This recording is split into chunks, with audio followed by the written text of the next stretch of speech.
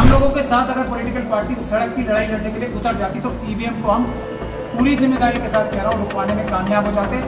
405 सीटों paper ballot से चुनाव कराने के लिए जान हथेली पे लेके मैदान में कूद जाए। ईवीएम को पूरी दुनिया में असुरक्षित बताया गया है, तो मैं नहीं बोल रहा हूँ।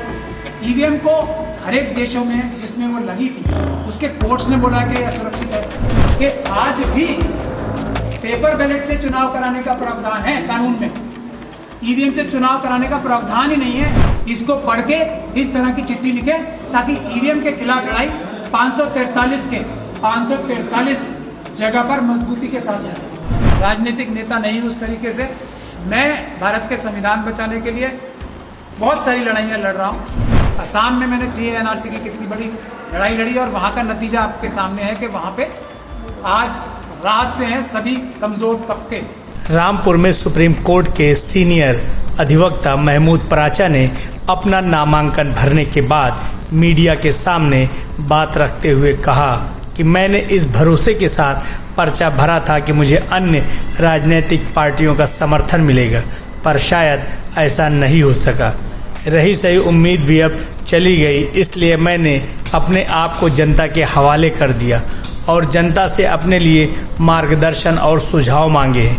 अगर रामपुर की जनता खुद महमूद पराचा बनकर चुनाव लड़ेगी तब मैं इस चुनाव में भाग लूँगा, वरना मैं चुनाव से अपने आप को विड्रॉ कर लूँगा। रामपुर की जनता को 3 दिन का वक्त देते हुए सीनियर अधिवक्ता सुप्रीम कोर्ट महमूद पराचा ने जनता से अपील की और कहा कि अगर आप लोग चाहेंगे तभी मैं इस चुनाव में हिस्सा लूँगा। रामपुर से न्यूज़ टाइम नेशन के लिए शाहबाज खान की रिपोर्ट। देखिए हम लोग तो कामयाब हो चुके थे और कामयाबी के मैंने आपको मिसालें दी हैं, लेकिन पॉलिटिकल पार्टी ने हमें समर्थन किया, लेकिन वो समर्थन सिर्फ स्टेटमेंट्स की तौर पे और बयानों के तौर पे रहा। हम लोगों के साथ अगर पॉलिटिकल पार्टी सड़क की लड़ाई लड़ने के लिए उतर जाती तो ईवीएम को हम पूरी जिम्मेदारी के साथ कह रहा हूँ रुकवाने में कामयाब हो जाते। यहाँ की 19 तारीख के बाद अगर मैंने ये चुनाव लड़ा, 19 तारीख के बाद भी 405 सीटें बचती। मैं पूरी ताकत से ये सब सबूत जुटा 405 सीटों पेपर बैलेट से चुनाव कराने के लिए जान हथेली पे लेके मैदान में कूद जाऊँ। मैं तो यही साबित कर रहा हूँ। सिर्फ एक ही पार्टी तो कह रही है। भाई मुझे आप एक चीज़ का जवाब दे दीजिए। मैं बार बार ये बात कर रहा हूँ, मैं एक कैंडिडेट हूँ, मैं एक पॉलिटिकल पार्टी हूँ। मेरे से ये कहा जाए और मैं ये कहूँगा ना आपसे कि आप पेपर बैलेट से चुनाव कराओ या ईवीएम से चुनाव कराओ, मुझे तो वोट पड़ेंगे जनता से। ईवीएम से भी पड़ जाएंगे उतने वोट और पेपर बैलेट से भी पड़ जाएंगे। तो लेकिन कोई अगर ये जिद बजिद है कि हमें ईवीएम से चुनाव कराना, हम तो नहीं है ना। हम कह रहे हैं पेपर बैलेट से चुनाव कराओ, ईवीएम से मत कराओ। तो वो ईवीएम ऐसा नहीं कि हमारी जिद है। ईवीएम को पूरी दुनिया में असुरक्षित बताया गया है, तो मैं नहीं बोल रहा हूँ। ईवीएम को हर एक देशों में जिसमें वो लगी थी उसके कोर्ट्स ने बोला कि यह असुरक्षित है, इससे चुनाव नहीं कराने जाने चाहिए थे। तब हम ये बात बोल रहे हैं। ईवीएम के खिलाफ ईवीएम को ये कहकर कि ईवीएम से ही चुनाव होने चाहिए, ऐसी कोई जजमेंट भारत देश में नहीं है।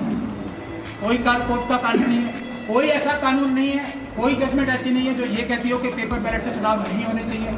और मैंने जो चिट्ठी आपको दिखाई है, जो इलेक्शन कमीशन को मैंने लिखी, वो यही कह रही है कि आज भी पेपर बैलेट से चुनाव कराने का प्रावधान है कानून में, ईवीएम से चुनाव कराने का प्रावधान ही नहीं है उस समय तक जब तक के पेपर बैलेट से चुनाव कराना पॉसिबल ना हो या कोई वजह हो चुनाव आयोग के पास के ईवीएम से चुनाव कराना है, पेपर बैलेट से चुनाव नहीं कराना। ये पत्र भी आप देख लें, मैं इसलिए भी जारी कर रहा हूं कि बाकी कैंडिडेट्स भी देश भर में इसको पढ़ के इस तरह की चिट्ठी लिखे ताकि ईवीएम के खिलाफ लड़ाई 543 जगह पर मजबूती के साथ हो। पहले देखिए हमारी बातचीत चल रही थी, मैं आपको वही दिखाने की कोशिश कर रहा हूँ और मुझे पूरी उम्मीद थी, और जिस तरीके से देखिए आखिरी समय तक टिकट भी नहीं तो मुझे पूरी उम्मीद थी शायद, और इसी उम्मीद में मैंने पर्चा फाइल किया कि मैं फिर पर्चा भी फाइल नहीं कर पाऊंगा। और वो उम्मीद कल 3 बजे तक जागृत थी कि हम विड्रॉ करा लेंगे, ऐसी भी बातचीत चल रही थी कि उनका विड्रॉ नहीं हुआ। तो फिर 3 बजे मुझे करना पड़ा क्योंकि मुझे मना भी नहीं किया। अगर मना कर देते तो मैं विड्रॉ, लेकिन अभी भी कोई मुश्किल नहीं, ऐसा डमी कैंडिडेट कानून पर लगू नहीं होगी कहीं। एक कैंडिडेट डमी हो जाएगा ना? नहीं होगा ना। आप सिक्योरिटी के बारे में, आप एक आदमी की सिक्योरिटी के बारे में चिंतित हैं। मेरा खर्चा मेरी फीस से भी निकल जाएगा। एक बार तो मैं जब्त कराऊंगा, एक बार। दूसरी बात वो जब्त हो ही जाएगी क्योंकि जमानत भी जब्त है। अगर मैं चुनाव नहीं लड़ता और सभा की भी जमानत जब्त होगी। दूसरी बात यह है कि देश के कैंडिडेट्स की सुरक्षा करना, इसके लिए आप और हम पैसे देते हैं, चुनाव आयोग नहीं देता। और चुनाव आयोग ने हमारा ये इल्ज़ाम जो लगता रहा है कि लाखों करोड़ रुपए, हजारों करोड़ रुपए पेपर बैलेट से तो चुनाव कितने का होगा, कुछ खर्चा नहीं आता। मेरा सवाल तो मैं पहले मेरी बात तो सुने, राय क्यों नहीं ली जनता? ये जवाब अब राय क्यों ले रहे हैं जब आपका नामांकन वापस हो ही नहीं सकता? अब तो आपको चुनाव लड़ना ही नहीं, मेरा सवाल ही है। मैं ये कह रहा हूँ, चुनाव लड़ना कैंपेनिंग करने से होता है। चुनाव में अगर मैं ये आप सब लोगों को बुला के अनाउंस कर दूंगा कि नहीं, अब मैं चुनाव नहीं लड़ रहा हूँ, आप अपने विवेक से फैसला करें, तो उसका इफेक्ट वही होगा। कोई फॉर्मली विड्रॉ करने से की आवश्यकता नहीं होगी। अभी 3 दिन में वही तो ऐलान किया जिसका सवाल पूछ रहे हैं। लेकिन इनका कंसर्न कुछ हजार रुपए जो खर्च होंगे सिक्योरिटी पे वो था, लेकिन इनको जनता का और संविधान का कंसर्न भी होना तो आपको चुनाव लड़ना ही है, नामांकन वापस हो नहीं सकता। अगर जनता आपको लगा। और रामपुर की जो जनता है उससे निवेदन हमने ये किया था कि वो आए और हमारी रहनुमाई यानी कि मार्गदर्शन करें कि हमें इस चुनाव में क्या स्टेप लेना चाहिए। क्या एक वकील, सुप्रीम कोर्ट का वकील जो इस बात के लिए जाना जाता है कि वो पुलिस और प्रशासन को कानून और संविधान के हिसाब से चलने के लिए मजबूर करता है, उनको संवैधानिक और कानूनी दायरे में, चाहे वो मुल्क का कोई भी हिस्सा हो, उनको मजबूर करता है संविधान का पालन करने के लिए, या कोई किसी एक मस्जिद के इमाम साहब बेहतर कैंडिडेट रहेंगे इस सिचुएशन को रामपुर की भी और पूरे उत्तर प्रदेश की हैंडल करने के लिए, टैकल करने के लिए। ये फैसला हम रामपुर की जनता पे छोड़ना चाहते हैं और हम ये चाहते हैं कि अभी आज पहला दिन है, अगले 3 दिन तक मैं यहीं आपका इंतज़ार करूंगा। आप लोग मुझसे यहाँ पे आएँ, बताएं, जैसे ही जो कुछ रामपुर की जनता और यहाँ के मोअज़्ज़िज़ लोग, शहर के भी, गांव के भी, हर एक जो 5 कॉन्स्टिट्यूंसीज है वहाँ के आके मेरी रहनुमाई करें। मैं कोई राजनीतिक नेता नहीं हूँ उस तरीके से, मैं भारत के संविधान बचाने के लिए बहुत सारी लड़ाइयाँ लड़ रहा हूँ। उसमें CA NRC की जंग, जद्दोजहद हो, चाहे आसाम से लेके पूरे मुल्क में। असम में मैंने CA NRC की कितनी बड़ी लड़ाई लड़ी और वहाँ का नतीजा आपके सामने है कि वहाँ पे आज राहत से हैं सभी कमज़ोर तबके। जिन लोगों के ऊपर इल्ज़ाम लगा के बाहर निकाला जाना था वो आज राहत से हैं। दूसरा, जो दिल्ली के दंगे CA NRC के प्रोटेस्ट में कराए गए, उसमें मैंने अगर एक मुझे उसका लीडिंग चेहरा बनाया था सब जनता ने, तो मैंने किसी का साथ नहीं छोड़ा। सैकड़ों लोगों को मैंने जमानतें कराई और हमने 2 दर्जन से ज़्यादा RSS के और BJP के पदाधिकारियों को उन दिल्ली दंगों को कराने के लिए जेलों में भिजवाया और पुलिस के अधिकारियों के खिलाफ भी ऑर्डर्स दिए दिल्ली के जो CA NRC के दंगे कराए गए। उसके अलावा डॉक्टर रितु का प्रोटेस्ट एक चल रहा है, गुरु रविदास का जो मंदिर का प्रोटेस्ट चला, जो चंद्रशेखर आज़ाद साहब भीम आर्मी ने चलाया, भीम आर्मी के सारे, और जो SC ST पे पूरे मुल्क में जो जुल्म ज्यादती होती है उसमें मैं ही सबसे आगे होता हूँ। उन सभी संस्थानों का, शेड्यूल का, ज़्यादातर शेड्यूल कास्ट और शेड्यूल ट्राइब की ऑर्गेनाइजेशंस का, पॉलिटिकल पार्टीज का मैं ही लीगल एडवाइजर। तो ये जो जंग हम लड़ रहे हैं, अभी डॉक्टर रितु का प्रोटेस्ट एक चल रहा है, वो आपके बीच में आई हुई थी, अभी फिर आएंगी, जो पूरे देश में टीचर्स का, खासतौर पे SC ST और OBC टीचर्स का और स्टूडेंट्स का जो मसला चल रहा है रिजर्वेशन का, और उन्हें जो नॉट फाउंड सूटेबल करके नौकरियों से निकाल दिया गया, उस आंदोलन का भी मैं ही मेन एडवाइज़र और रूहे रवा माना जाता है। तो उसी तरीके से CA NRC के केस रामपुर में भी सैकड़ों हैं, मैं उसकी भी जिम्मेदारी ली है कि उनके खिलाफ जिन्होंने लोगों को यहाँ पुलिस की वर्दी में भी रह के अपराध करके गोली मारी, तो उनके खिलाफ कानूनी कार्रवाई, और उन सभी लोगों को मेरठ तक जाकर उनकी कानूनी मदद करने की जिम्मेदारी, उनको बरी करने की जिम्मेदारी जिन झूठे मुकदमों में बताया गया मैंने ली है। तो एक तरफ तो एक ऐसा वकील है जो ये काम कर रहा है। अभी EVM की लड़ाई में भी देख लीजिए, जब 5 जनवरी में मैंने एक 50 EVM का चैलेंज इलेक्शन कमीशन के सामने रखा और हम सैकड़ों वकील मेरी क़यादत में निकले इलेक्शन कमीशन की तरफ, तो इंडिया गेट पे हमारे साथ कैसी लाठीचार्ज और ज्यादती की थी, और उसके बाद ही EVM का आंदोलन पूरे देश में एक तरीके से जंगल में आग की तरफ गया। तो एक तरफ तो एक ऐसे वकील है, एक ऐसे अगर कह सकते हैं तो निडरता से संविधान और कानून को बचाने की लड़ाई लड़ने वाले हैं, और दूसरी तरफ एक मस्जिद के इमाम है। तो और एक और कैंडिडेट है बसपा के, उनको भी आप लोग देख सकते हैं। और उन सबके सामने तो भारतीय जनता पार्टी और आरएसएस के कैंडिडेट हैं ही, जिन्होंने पिछले 2 इलेक्शंस में भी और इलेक्शंस के बगैर भी CNRC के बच्चों के साथ जो जुल्म हो रहा है वो आप लोग सब देख रहे हैं। ये भी पुलिस प्रशासन की गैर कानूनी काम है। तो सर सवाल ये है, मैं खत्म कर लूँ तो ये सब जो हालात चल रहे हैं तो इसमें लोगों को तय करना है, और इसीलिए 3 दिन तक मैं यहाँ बैठा हूँ। आप लोग तय कर लें, मैं आप लोगों के हवाले हूँ, मेरी सर्विसेज आपके हवाले हैं। अगर आप लोग चाहेंगे तो मैं चुनाव लड़ूंगा, अगर आप लोग मुझे मना करेंगे तो मैं ये बिल्कुल चुनाव नहीं लड़ूंगा। मेरी कोई लालच और इच्छा नहीं है। एक छोटा सा लालच ये है कि अगर मैं मेंबर ऑफ पार्लियामेंट बन जाऊंगा तो मेरी ताकत इन सभी लड़ाइयों को लड़ने की 10 गुना बढ़ जाएगी। देश भर में जो SC ST और माइनॉरिटीज़ के लोगों को झूठे टेरर के केसेस में फंसाया गया, उसमें सबसे ज़्यादा लोगों को मैंने बरी कराया, मैंने जमानतें कराई, मैंने पुलिस के खिलाफ एक्शन ली। इसीलिए मेरे ऑफिस पे भी रेड हुई, मुझे मारने की भी कोशिश हुई, इंटरनेशनल गैंगस्टर्स तक को वो किया गया हैंगे मुझे मारने। तो एक तरफ मैं हूँ आपका खातिब और एक तरफ एक मस्जिद के इमाम है, तो फैसला आप करें। मैं आप लोगों के हवाले हूँ। मैं अब भी गारंटी से के साथ कहता हूँ, मुझे कोई लालच नहीं है। मैं आप लोगों के सामने हाजिर हूँ। मैंने अपनी खिदमत आपके सामने पेश कर दी। अब आप लोगों का काम है, अगर आप आएंगे मुझसे ये वादा करेंगे कि एक एक आदमी महमूद प्राचा खुद बन के इलेक्शन लड़ेगा, क्योंकि मैं ये अकेला काम नहीं कर सकता, तब मैं आप लोगों के बीच में अपनी खिदमत पेश करता हूँ। अदरवाइज मैं आप सब लोगों की बात सुन के सर झुका के इलेक्शन से अपना नाम वापस ले लूंगा। एक बात चर्चा चल रही है सर, आप चर्चा दूसरी- चल रही है कि विड्रॉ करने की आप क्यों सोच रहे हैं, और सर सपा से डीलिंग चल रही है आपकी, ये चर्चा है सर। सपा से डीलिंग चल रही है। कैसी डीलिंग है?